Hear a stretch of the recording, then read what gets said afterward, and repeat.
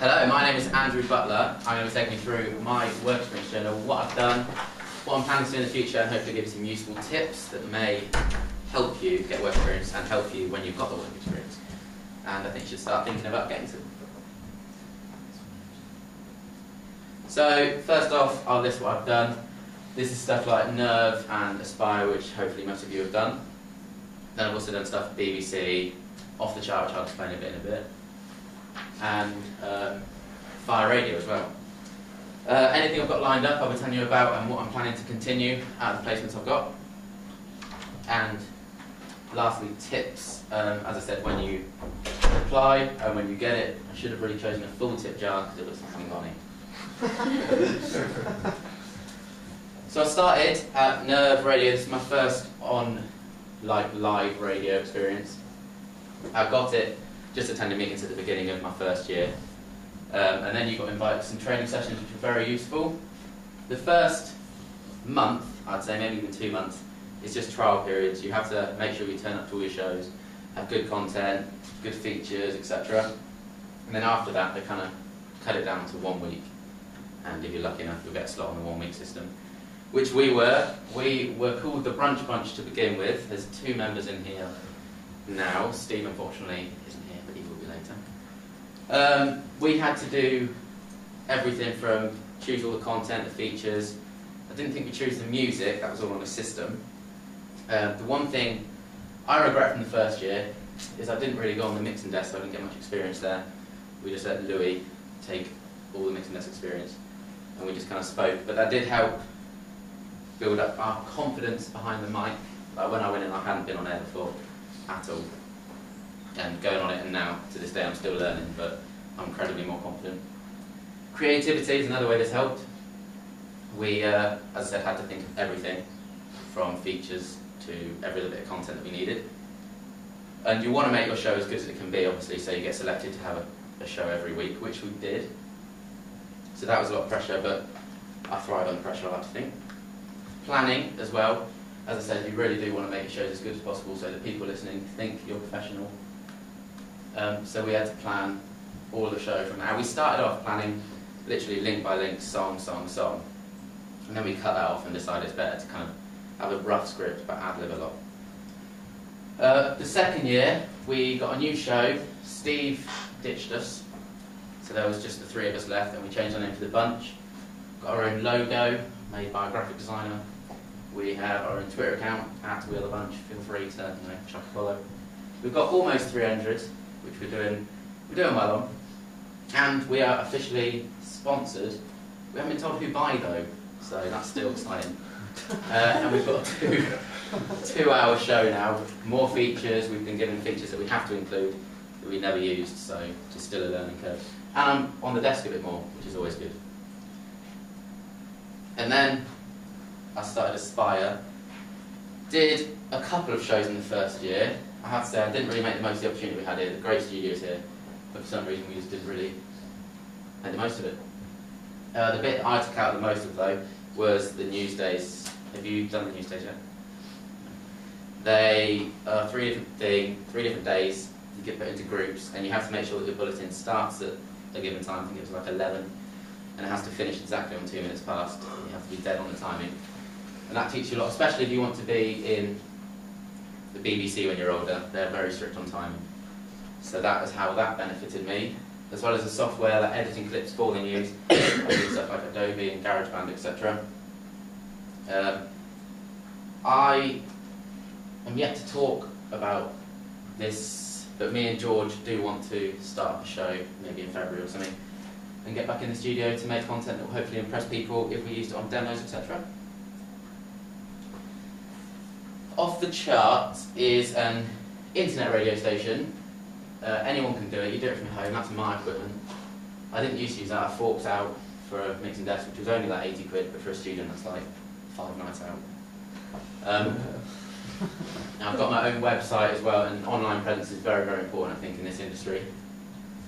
I got this, my friend, Rob Wong, you might have heard of him, he had a slot on the show, on the station, and I didn't know what it was, so I wouldn't advise this, but I asked to pop into the studios. Obviously, as I do it from their home, I basically inviting myself around their houses.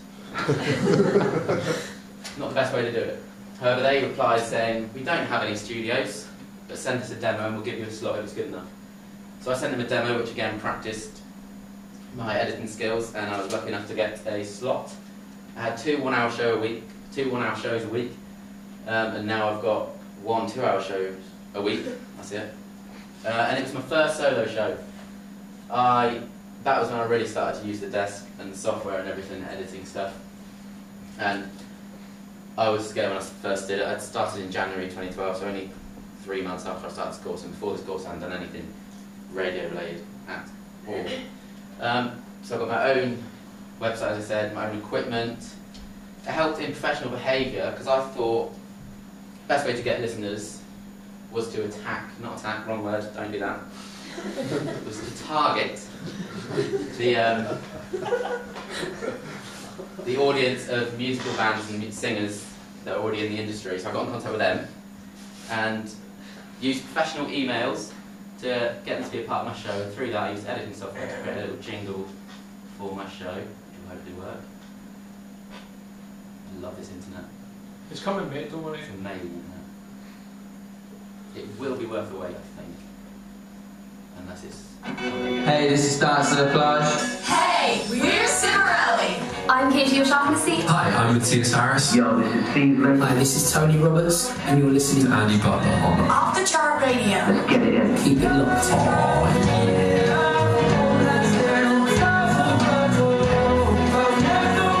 Off the Chart. That's the jingle I put together. I used Audacity for that, but I want to move on from Audacity. It's very old school. Yeah, this place really helped me. The mixing desk experience that I got from this is very, very useful because, as I said, Nerve, I didn't do a lot in the first year, unfortunately. We then went on to BBC Oxford, which is where I'm originally from. I got this through the official work experience page, and I'm still to this day not sure how. It's very, very hard to go through there. I was lucky enough to only get a few days, but I made the most of it, I like to think. During that time, I shadowed presenters, drive time, breakfast, and mid-morning. I helped out creating a script for the sports news, and I did a bit of software work as well the first day I got there. That was my way into the BBC bubble. It was very, very scary and professional in there. The way that they run things to the minute and everything, I didn't think I could handle it. And through this and some other work experience that I got, I've now decided that I don't want to work in the BBC. I prefer to go down the commercial sector because I think they're a bit more relaxed about things. At BBC Oxford and any BBC station, I think I'm worrying about what I'm saying too much. Obviously, contacts, I tried to make the most of as well. I've still in contact with 2 of the news readers and sports writers and readers at BBC Oxford. We often tweet each other. They follow me, I follow them, and I just keep in touch so that they keep remembering who I am. Then went to Fire Radio. Got this through a friend, Alfie Butler. She was the first one, which probably seems like ages ago. She got me this gig. She was told she could come along and invite a friend. She chose me. And I sat in on Jay Ratchett's show, which was Monday 9 till 11. Really not my type of thing. Like the music that he played, I couldn't even understand a few of the words that they were saying. It was crazy. And he only did maybe 2 links in the whole 2-hour show, which it's not the radio I really want to be doing. However, the atmosphere and stuff in the studios was a lot more pleasant and relaxed than the BBC ones. However, he was the only person in the whole building at 9 o'clock at night. So if anything went wrong, it was up to that guy to fix it, and I'm not great at tech, so I don't want that slot. It is only a small commercial station. They've got 40,000 listeners per week. It was interesting to see how they run and how they deal with it. And as I said, the only guy in the studio, so I don't think they employ many people at all. I managed to get tips from the DJ, and it expanded my knowledge of the radio industry, a different tier of the radio industry that I got to explore. CSV was the most recent thing I've got into. It stands for Community Support Volunteering. It's based at Radio Solent, which is just a short train journey away. Geoff, lovely guy over there, sorted us out a guest lecturer called Ellie McDowell, and she said it was a great way to get in the back door of the BBC. And so I applied, went home and applied, and they are very keen for volunteers.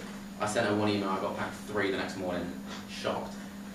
And there still are very keen volunteers, so I would say to you, do get involved. It's a great way to get your foot in the door, as I'm sure Geoff is always saying, that's very important.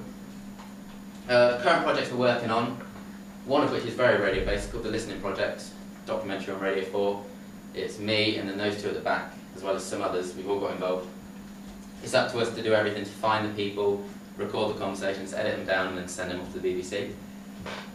The other two are Stripping It Bare, which is more about health, and it's not really radio related, but it's interesting to see different aspects. And The Professionals, again, not radio related, but I do like to help. What can I say? Through this, I got my own BBC email address, which is pretty cool. I mean, yesterday, I got an email from the stand-in Director General of the BBC. Not personally to me, that would be nice, but no. It was to everyone, so felt a little bit special, but not too special. But it just makes you feel included in the bubble, as I said. Got my own little ID card, and we've been told anytime we want to go to Radio Solent, just drop me an email and we can go in, log onto the computer system, get on a computer, etc., use it all like that. Foot in the door, that's the best thing from this. I've had a few meetings, and even the people at the meeting have told me that if I want to get into the BBC, this is probably a sneaky backdoor way. So I would advise it. It's taught me how to behave in a professional situation. I had to go to a meeting in Reading the other day, never been to Reading, didn't like it at all. But I met people that I had never met, and I had to go through this massive security gates, and I didn't know how to react, but I think I did alright. They still want me there, so I'm doing okay. In the future, I'm going to continue the CSV work, hopefully get my word spread around a bit more the Solent area. Steve Harris, the drive time presenter, is starting to recognise me. He said hello to me the other day, so I think I'm going to try and use him to sit on some of his shows. Off the chart, that internet radio station, I'm going to continue to do my slot on that and hopefully get a few more. And keep working on features, content for that. I'm always going to keep applying. I think once you've got your 30 days that you need for this course, there's no point in stopping. I think you should just carry on, go for it. And I've got Jack FM lined up, which kind of a cheap way because my main man over there, Geoff McQueen, I lent a hand in that one. Tips for you guys. Make them miss you. I didn't write that, found it on Google. But if they miss you, they'll want you back. If you become their best friend, they will want. It was hard to do in 2 days. Didn't think I succeeded. But they will want you back. If you go unnoticed, they won't. It'll be less likely that they'll invite you back. I'd say go there to make friends. If you think in your head you've got to go there, you've got to make contacts, come out with at least 3 people, you'll put yourself under pressure that you don't need, and you'll bottle it. Rejection's alright. A lot of people are applying for different positions, and you are going to be told no quite a few times. I applied for BBC Oxford maybe 3 or 4 times before I got the placement, so I think don't take it to heart at all. Keep showing it. If you get shown even like a little tad of a chance of work experience, and keep hassling that person. They've been in the exact same position as you guys, and they know what you need and what you want, so they will help you out. Practice making tea. Rooms are true. You do have to make a lot of tea. If you make a good cuppa, then they'll probably, hopefully, invite you back. Do you have any questions? Thank you for listening.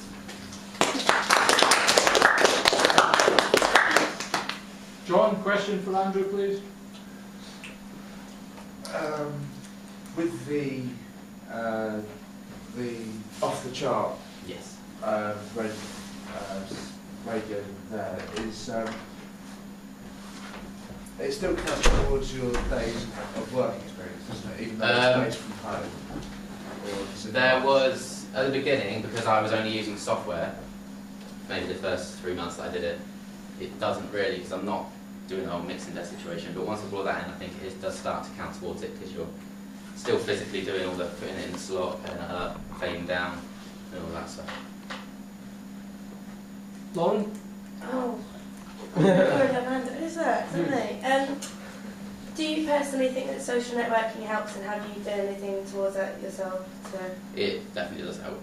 Yeah. I tweeted a guy not too long ago just saying, I'd love to come make tea for you during your show. And he replied saying, well, my tea maker's rubbish at the minute, so that we could organise that. Chucked her a joke saying, oh, I used to work in a cafe, so my tea is amazing. And then he followed me, DM'd me, and we're still trying to sort things out with that. So just a simple tweet like that can help you out, get you a placement. Lovely, thanks very much, Andrew.